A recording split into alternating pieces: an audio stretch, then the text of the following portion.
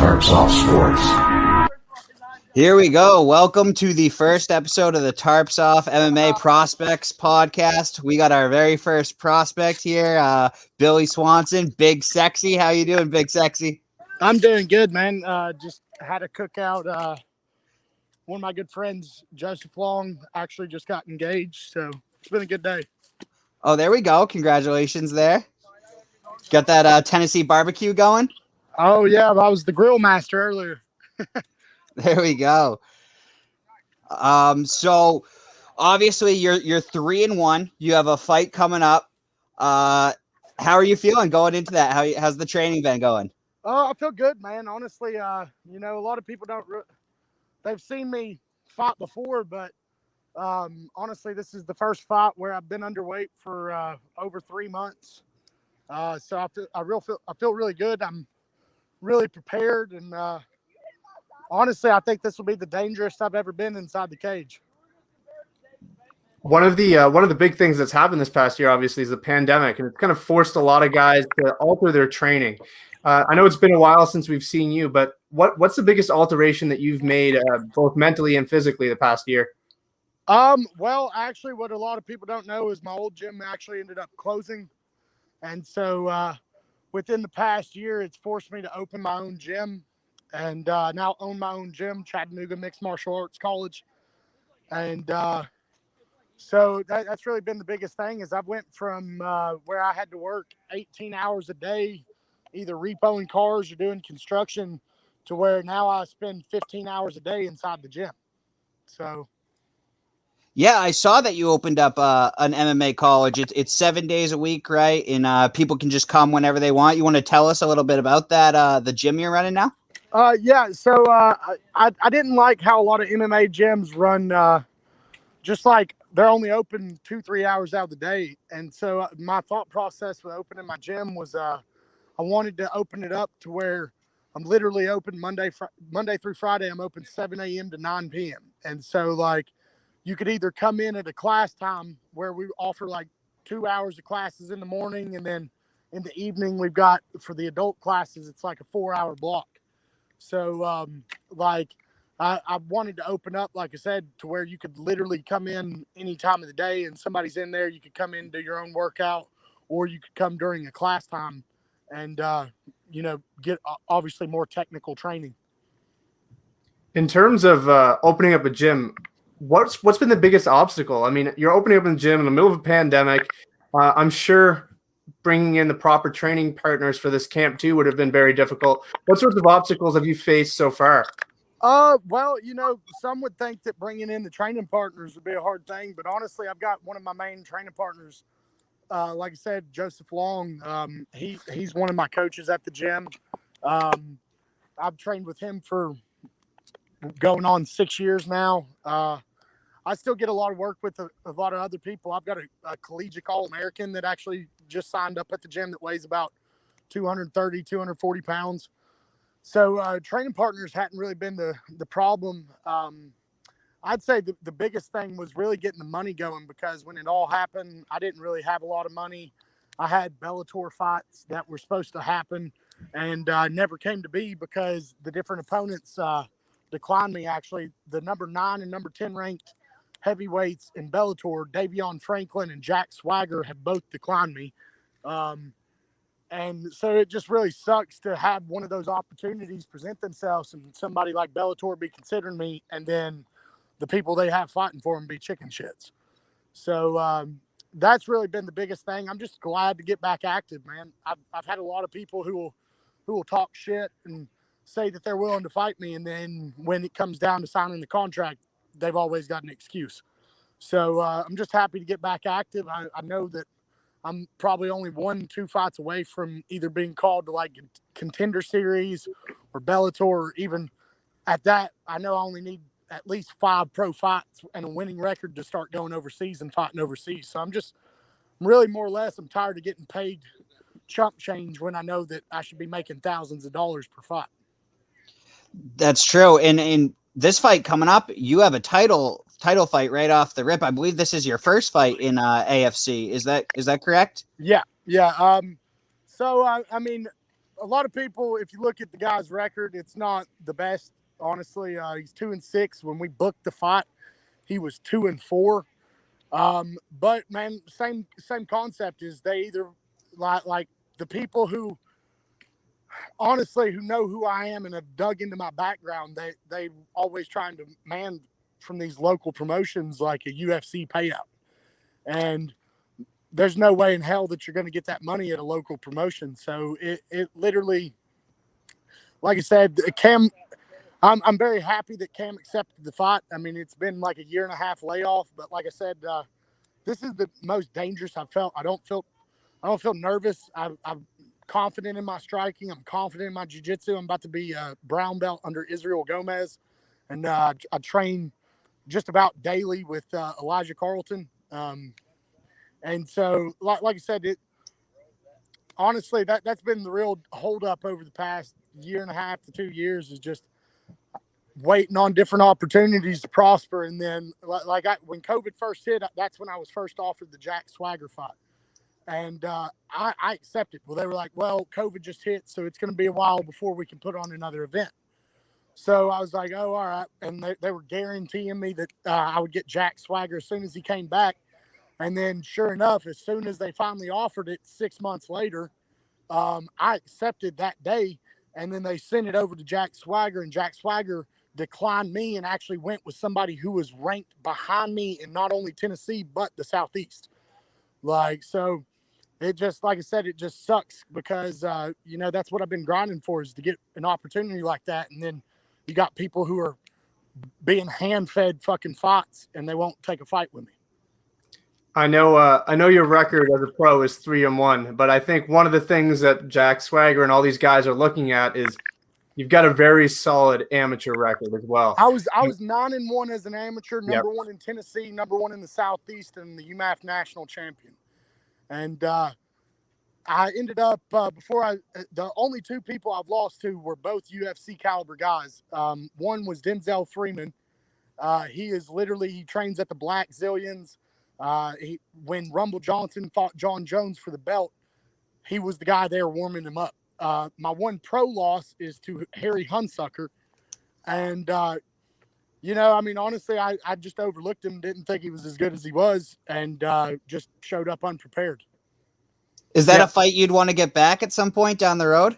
Oh, yeah, I'm not against it. Honestly, I personally, I still believe I'm a better fighter than him, but, I'm not one to make excuses. I took a loss, but there was a lot of shit that kind of transpired the week of the fight and leading up to that fight. The fight date, they were forcing me to come off my pro debut off of John Hall and fight 2 months later. And if you've watched the John Hall fight, that was a hell of a war. So I was already a little bit beat up and had to take a couple weeks off to heal. And then the day that they booked it was on my dead mother's birthday. So that had me in my head. And then the week of the fight, I totaled my car and couldn't make it to the gym to cut the weight. So I don't like sauna cuts. And literally, so I had to sauna 15 pounds out because I couldn't be at the gym and train. So like I said, I'm not one to make excuses. I mean, he beat me. It is what it is. But if we ran that back, I don't see it. 9 times out of 10, I see me winning that fight. One of the reasons why we reached out to you is because we know what you're capable of. We you're 3-1, but we know your UFC level. Knowing what you know now, do you wish that you had maybe shortened your amateur career rather than taking 10 amateur fights, maybe jumping in a little bit? No, honestly, I don't. I enjoyed my amateur career. It got me to where I don't get nervous anymore in fights. So and that's the whole point of going to amateur. And you also build a brand. Yeah. I do think that when people look at all the names that I've knocked off already as a pro and as an amateur, then they turn around and that's what's made a lot of them be skittish, is because early on people thought I just had high school level wrestling, and they would talk all sorts of shit and think that, that they could knock me out. And then there's too many videos of me facing these monsters and walking through their hardest shots. And so, like I said, I think that's really more or less what scared more people off, is that they know that the chance of them beating me gets smaller and smaller by the day. Like, early on in my career, I used more wrestling than jiu-jitsu. Now it doesn't matter where the hell you put me. Like, I'm going to find something. I'm either going to find leg locks. I'm going to find triangles. I'll actually kick into wrestling and be on top. Or even I've trained with, like I said, Joseph Long and the American Killer Bees family for 5 going on 6 years now. So my striking, even at that, like I'm very deceptive.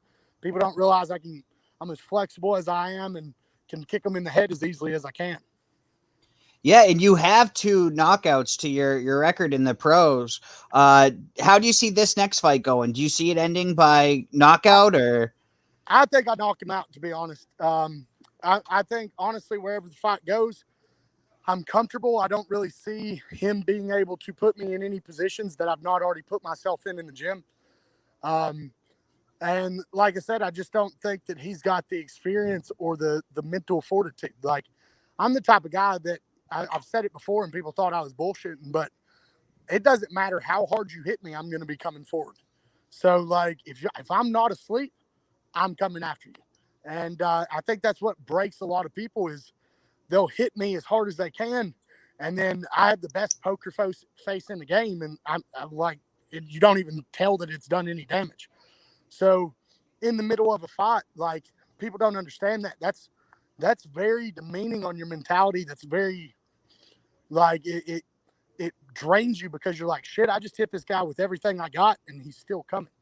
And past that, I'm not one, like, the pressure that I bring. I don't give you time to breathe and think. I only give you time to react. So if you can't beat my reaction in that moment, then I'm hitting you with something. And so like I said, I think alone off the pressure that I bring and then just my mentality, man, I've wrestled for 16 years. So just my mentality is like, I'm coming forward. I'm not going to back up. So that alone, like I said, it breaks a lot of people. I have a couple more questions here. You're obviously still only 27. I mean, it's remarkable to think that you've had as many fights as you had in such a short period of time as a heavyweight. You don't really see that too often. In terms of your future, with the win here, what do you want next? I mean, you mentioned the Contender Series. I know you mentioned overseas, man, but if it were up to you, I want money. I want money. I don't give a shit where I fight, who I fight. I want money.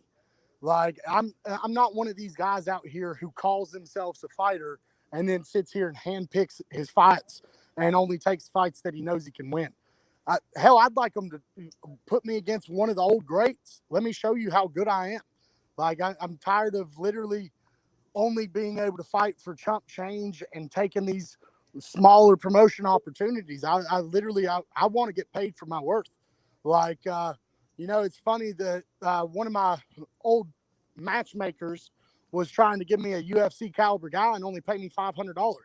Like, okay, I fight this guy for $500 for you, or I wait another fight or two and I fight his ass in the UFC and I get paid a bare minimum $8,000. Like, that's what people don't realize is that I don't trust a single person who is a matchmaker or a promoter who is not training or doesn't fight.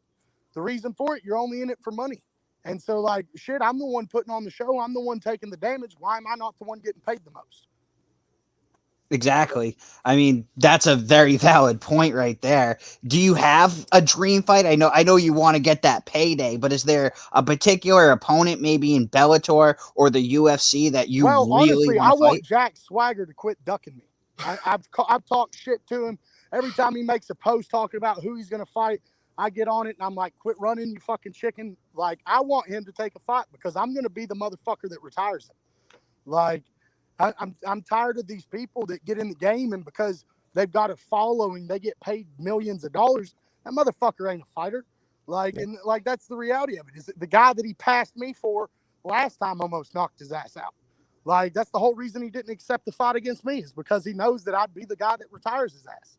Like, honestly, I don't really have necessarily a dream fight. I will say that I'm the type of guy that where most people look at Francis Ngannou and they go, oh my God, I'd never want to fight that guy. I'm the guy that says, sign me the fuck up. Like, because you could look back at interviews I did from the time I was a no-name amateur. I have outstanding confidence in myself. And I've said it from the beginning. I'm one of the best in the world, and I've just got to show the world one fight at a time. I love it. I love it, and I really do think that you're elite, and your time is coming. I guess one last one for me is for people who maybe haven't seen your fight. Describe it for people who maybe haven't seen you perform. Well, it's always a hell of a show. Like, what's funny is like before I didn't look near as intimidating as I do now because I'm actually in shape. So people kind of laughed and they would talk all sorts of shit and say, "Oh, this fat guy is going to get beat up by this muscle-bound guy." And honestly, like I just hunt them down, whether they're taller than me, whether they got more muscles than me. I hunt them down, and that's what people don't understand. Is when I hear that cage door locked, I see nothing but blood. Like I'm coming to hurt you. That's why I talk shit to people. I don't want to be friends when we step in there. I don't want you to think that I'm about to show you any mercy. Because if I can kick your fucking head off, I'm kicking it off. And like that's the reality of it. Is like I said, like, maybe 4 years ago when I was early on in my amateur career, you could get me rattled with the comments and me worrying about, oh man, this guy's big. But now, I've got up through the roof confidence in myself. Like I don't really see anybody past 10 years really that scares me, man, honestly, because heavyweights evolved. And like that's what they don't realize is all these people who are in their late 30s, early 40s, like shit, they're one-dimensional with their fighting. Like I'm good at striking, I'm good at boxing, I'm good at kickboxing, I'm good at jiu-jitsu, I'm good at wrestling. Like the areas that you have a chance of actually beating me get smaller by the day. And like that's the thing that I push myself to do is I try and find my weak areas and I better myself in them. Like because it's ego for me to think that I'm just going to out wrestle everybody in the world. It's ego for me to think that I'm just going to outstrike everybody in the world, or even I'm going to be able to sub everybody in the world. But I promise you, one way or another, I will find a way to finish these motherfuckers. Absolutely. And I got to ask you, with the nickname like Big Sexy, that's such a great nickname. How did you get that nickname? Man, honestly, I got that from a good time or a long time friend of mine, and he was one of my first coaches when I first started fighting. His name was Jesse Grun, and he fought as well as he fought Eric Anders and Felipe Portela, and really just kind of at the time didn't have the best coaching, didn't have the best team around him, and I've been in his ear trying to get him back into fighting. But Jesse, he was one of my mentors, like I said, and like I was like, oh, I think I'm gonna go with Big Billy Swanson. He's like, go with Big Sexy, go with Big Sexy, and he harassed me for like a week. And finally, I'm like, dude, there's nothing big and sexy about me. I'm 330 fucking pounds. Like people are gonna make fun of me for this. He's like, fuck what people think.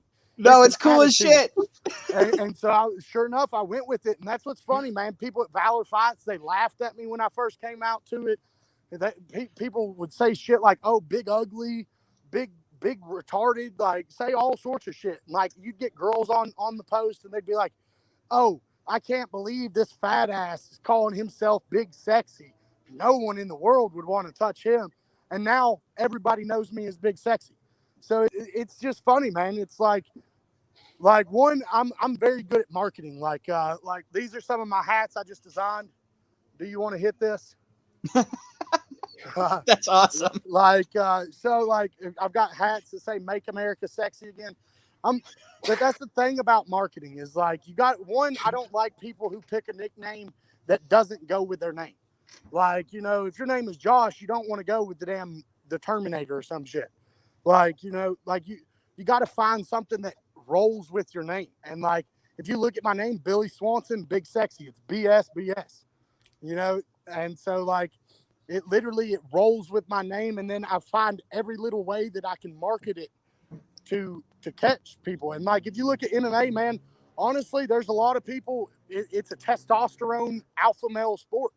So like you look at half these fucking nicknames, it's like the Punisher, the Reaper. It's all these like killer names, and then no one appeals to like Big Sexy. Like so, it gives me a whole nother side to market to. And let's get real, man. I've sold more hats, shirts, all sorts of shit to women that would never buy a shirt if I called myself the Punisher. True. Like, so it's like I think the big thing is people try and do shit that they're not in this. And so like you can't call yourself something that you don't really portray. And like, you know, once I went with Big Sexy, that I didn't give a shit what anybody said. I ran with it. And now, dude, if you ask anybody who I am within 2-3 hours, they're like, "Oh, you mean Big Sexy?" Like, people know who the fuck I am. And so it's really funny that I didn't allow the criticism and the negative backlash that I received on it to push me away from that nickname. And it was exactly like I said, like Jesse told me. He was like, "Fuck what people think. Like, embrace it. It's an attitude." And so I went with it. And here I am 6 years later. There we go. I love it. Yeah. You want to make any closing remarks? Tell the people where they can find you. Any other information you want to give them? Yeah, you can find me 7 days a week. I'm at my gym, Chattanooga Mixed Martial Arts College. It's a family environment. Yes, we have competitors there, but the whole reason that we are open is to teach women and children as well how to fight and defend themselves. We're not somewhere where you're going to come in and people are going to demean you and talk down about you and put you in the dirt. Like, we're somewhere where everybody's in there to build each other up. Like I said, it's a family atmosphere. We're all working together, chasing after our different goals and dreams. You can find me on Facebook, Instagram. I have a Twitter, but I never use the damn thing. But like I said, my name's Billy Swanson. I'd like to thank my sponsors. I've got like 6 or 7 of them. They definitely, they've helped me while I'm not making thousands per fight. Like, they help me continue after stuff, pay for licensing, you know, pay for my travel when I go cross train. I'd like to thank my whole team. Like I said, my different coaches, Elijah Carlton, Jazzy Sargent, Joseph Long. If it wasn't for them, there wouldn't be near the knowledge that's under that roof at Chattanooga Mixed Martial Arts College. And then I'd like to say glory to God, man. Honestly, like, I've had different opportunities pop up over the years where I could have hopped on them, and they say that a blessing at the wrong time is not a blessing, that it's actually more destructive than it is a blessing. And so I'd say I'm more prepared now for the big leagues than if I'd have jumped on that first time Jack Swagger was offered to me 2 years ago. Like, and that's, like I said, that's the whole reason that I'm getting declined by these guys, is because they're seeing I'm not this 23-year-old who's still going out drinking and raising hell and halfway training. Like, I literally, Monday to Friday, I'm in the gym 15 hours a day. I'm there from 10 a.m. to 4 p.m. on Saturday, and I'm there 1 to 4 on Sunday. So, like, I've never been this focused. I've never been this driven. Hell, I've never made weight 3 months out from the fight. Like, There we go. So, like I said, I definitely got to say glory to God, because he's put everybody in my life at the right time and taken the wrong ones out at the wrong time. So, you know, he's always kind of kept me steering straight. And then lastly, I always love to close interviews with this. Thank you to the people who said I wouldn't be shit. Like, all of you fueled the fire. And, you know, I've been called it countless times that I'm a loud redneck. And I hate to tell you, you're damn right. Like, I'm a loud redneck. Like, that literally, it burns a fire in my soul every time somebody tells me that I can't do something or that I won't be successful. I was told it back in the day in wrestling. Oh, you'll never be a state champion. Sure enough, I set my goal on it. I became a state champion. I was told it early on in MMA. Oh, I wouldn't put all your eggs in that basket. You shouldn't do that. You could get hurt. There's no way you'll ever be on a world level. Look at where I'm at now. I own my own gym. I'm almost a brown belt in jiu-jitsu. I've had 14 fights, only lost 2 to UFC caliber guys, and I'm 1-2 fights away from getting called myself. So, like I said, I definitely, the haters are my motivators for sure. Like, I just love making motherfuckers eat the words that they try and tell me that I can't do. Well, thank you so much for your time, Billy. Good luck in your next fight, and thank you for coming on. Hey, thank you guys. I appreciate it. Honestly, anytime you guys want me on, just hit me up. Absolutely. Thank you. Thank you. Best of luck, man. Best of luck. Thank you. Well, man, that was and I'm fired up to see him fight. I think he's super exciting, and man, I can't wait for it. Oh, I'm pumped for that. Yeah, man, that went really well. I'm actually really happy that he was able to share some of his story and the background that people doubted him. I thought that was thought it was nice that he shared that, and it really just shows that a lot of these guys really come from nothing. And man, the fact he opened up his own gym too is super inspiring. Oh yeah, super cool. Did it all during a pandemic. Got offered those money fights and they didn't take it, but he kept grinding, kept going. I wish him the best. Yeah, Jack Swagger, man, he just he's putting him on blast. Don't know if Jack Swagger will respond, but I'd love to see that fight. Oh, I would love to see that fight. And I hope he gets his due. I mean, that must suck to get offered those big fights and then have them taken away from you because nobody wants to fight you. Nobody wants to fight the best of the best these days. It's kind of like in boxing, starting to see it in MMA. I hope he gets that fight. Well, I mean, I think especially with heavyweights too, right? Like it's such a shallow. I mean, there's not a whole lot of heavyweights. I find like obviously there's so many welterweights, so many featherweights, not a whole lot of heavyweights. And if there's a gifted heavyweight, why take that fight, right? Because at 4-5-0, you can make it to the UFC, even with a padded record. So why risk it against a guy who has, how many fights does he have? Nine plus 4. So I think 10 amateur and then 4 professional. 14 fights, but he's 3-1. A win over him doesn't really do a whole lot of good, but a loss to him could really damage someone's career. But I mean, the guy is very gifted, and I hope that with a win here, he gets that opportunity he deserves. True. And up next, we have an undefeated fighter coming on to join us here. Oh, here we go. How's it going? Good. How are you guys? Not Good. too bad. So where did we catch you? Are you leaving training or? No, I'm currently in the office. It's my truck. Oh, there you go. What are you doing for work right now? For work, I work for Amazon. Deliver packages on the package slinger. Oh, there we go. There we go. So obviously you've had a little bit of a layoff here since your last fight. How has training gone? How are we feeling heading into possibly our next fight here? Oh, I'm feeling hungry. That's how I'm feeling. I'm ready to put some hands to somebody's face. There we go. I love it. I love it. I know we've talked a little bit the past year and a half, and every time we speak, it's always I'm hungry. I want to, like you said, I want to put my hands on someone's face. But every time you get so close, there's always been a setback. How have you been able to handle those setbacks, injuries, sickness, and COVID, obviously? Well, I'm gonna be real. It's been tough. It's been tough, especially when you get so close to stepping into the cage and then the opportunity gets pulled from you, and especially it being something that's out of my control is definitely irritating. But it's making me even more hungry. I'm telling y'all, I'm ready to step back in there. You're ready to go. It sounds like it. So do you Hell know yeah. where your next fight is going to be? Do you have that figured out yet, or are you still waiting?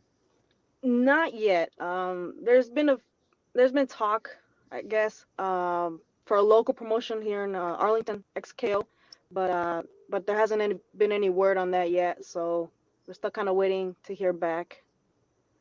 See what I happens. want to talk. Sorry, go ahead. Oh no, you continue. I got cut you off. I apologize. No, you're all good. There's also talks for Combate again, but we'll have to see. I want to talk a little bit about. I mean, you were supposed to fight Marisol Ruelas for LFA, and I know you got sick. I want to talk first about that. How are you feeling? I mean, you got COVID, so are you still having any lingering effects? My breathing was one of the worst symptoms that I had, and it's definitely still. I can still feel the tightness in my chest. Actually, before the April 23rd fight, when we were rescheduled to fight, that week I had gone to the doctor because there was tightening in my chest, and apparently there was swelling in my lungs due still to COVID. Yeah, I mean, your career kind of seemed like it was on the fast track before this pandemic hit. You're already fighting in big promotions. I saw that you got a fight offer to fight in LFA, sorry. I mean, how long do you think it is till you're in Bellator or the UFC or maybe one of these big promotions overseas? Hopefully 2 more fights. 2 more, 1 more, who knows? Short notice. if the opportunity falls in my lap, I'm gonna snatch it. So hopefully it's just a few more fights. I know one of the other things we talk about too is what weight class. I mean, you've been willing to fight. I'm pretty sure if I sent you a contract and said I'd fight you tomorrow, you'd be up here fighting me. But Oh yeah. what weight class do you want as your home? I mean, 135, 125, 115. Where does your future lie? My future lies at 115. 115. The next fight is gonna be at 125. But I feel that my home's gonna be at 115. There we go. Has there been anything that maybe came out positive out of this pandemic? So you've basically probably just been training as much as you can, not really having a fight. Do you feel like you're a more well-rounded fighter after this break, or? Oh, definitely, definitely. With every day you gain experience in the sport, and every day I already have the tools, and it's just been like I'm sharpening them one day at a time. Each tool, the jiu-jitsu, the wrestling, the boxing, the clinch, um, the ground and pound, everything is just getting sharper and sharper. You've surrounded yourself with a great team, and I know one of the people that you've had the honor of working with briefly was Valentina Shevchenko. What's it been like to be able to surround yourself with such a great group of people? And I mean, obviously, that group of people is so good that people like Valentina have been coming in. What's it like to work with such a well-established team? It's like giving me an insight. Working with her, she is phenomenal. There's a reason she's a champ. I'll keep saying that. But when I see her level and I see my level compared to, she's been doing this her entire life. I've been doing this for 3 years, and I'm not too far behind. So it excites me because give me a few more months, and y'all are about to see where I'm at. There we go. That's exciting stuff. I mean, it must be crazy training with that high level of mixed martial artists. But you yourself are the fifth pound for pound fighter for women in the state of Texas already at 22 years young. You did get into the sport late. Can you maybe tell us about what that's been like, playing like almost catch up in a way? Catch up. It's catch up, but it's not really not playing catch up because I've been thinking about this since I was 15, 13 years old. I've been thinking about throwing hands, and it's the same thing. From when I've been thinking about it in my head, I'm just applying it into technical forms of fighting, you know. Um, I where I lack in the experience, I make up for it in the not giving a fuck. Like I don't care what you coming in there with. It's me. It's me against you. Your experience doesn't mean shit to me. There One we of the go. one of the things I like most is your background is in judo and in grappling, but yet when you watch your fight, the one thing is you like to box. You like to get in people's faces and throw hands. You don't really resort to the judo or grappling unless you have to. Where'd that love for boxing come from? It's I don't know. It's my roots. I'm Mexican. We're boxers. That's all our culture really is, and it's not something that I had to learn either. It's just I've always had it. I can't explain it to you. Can't give you a reason for it. I've just always had it. There we go. Is there maybe a fighter that inspired you to start doing mixed martial arts, or did you just find the love for it all on your own? I wouldn't say a fighter. There's a fight. The very first UFC I've ever watched was Dustin Poirier versus Connor. My brother happened to put it on, and I happened to see it. I had no idea what the fuck UFC was, and when I saw it, I said, "Oh shit, hold up! I think I found my path." There we I go. love it. I love it. One of the things that's really interesting is when you see like females in high school and start to fall in love with it. That like it's kind of new. It's almost new to see females involved in mixed martial arts. What was the I guess how do people view you when you said like I'm going to start boxing? I'm going to start doing martial arts. Was there any looks that you got at school that were different? And if so, how did you handle that? Well, I didn't really. I've always had a tight, close friends, and it's like back then I think they kind of took it as I'm taking it as a hobby. They didn't really know what to take it as, but now they're the same people that are there at all the fights, and it's like I'm putting them onto something.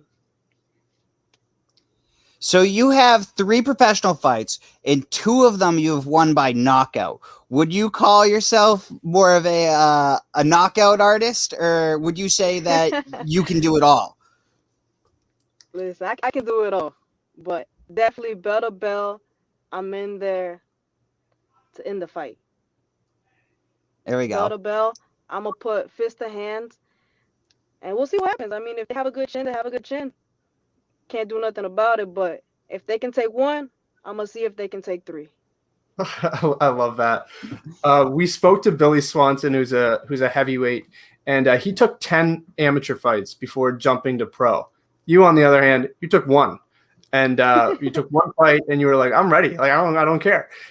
You're new to this, like you said, 3 years in, and yet you've been a pro for 2 years. So, what went behind the decision to go pro so soon in your career? My coach, I put my destiny, everything in his hands. He knows what he's doing. He saw it. He said, "Let's go," and I'm chasing it now. There's no turning back.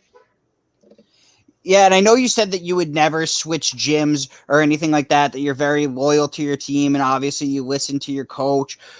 Does he feel that you may be in UFC or Bellator in the next 1 to 2 fights? Or do you even talk about that We say by the end of this year. by the end of this year?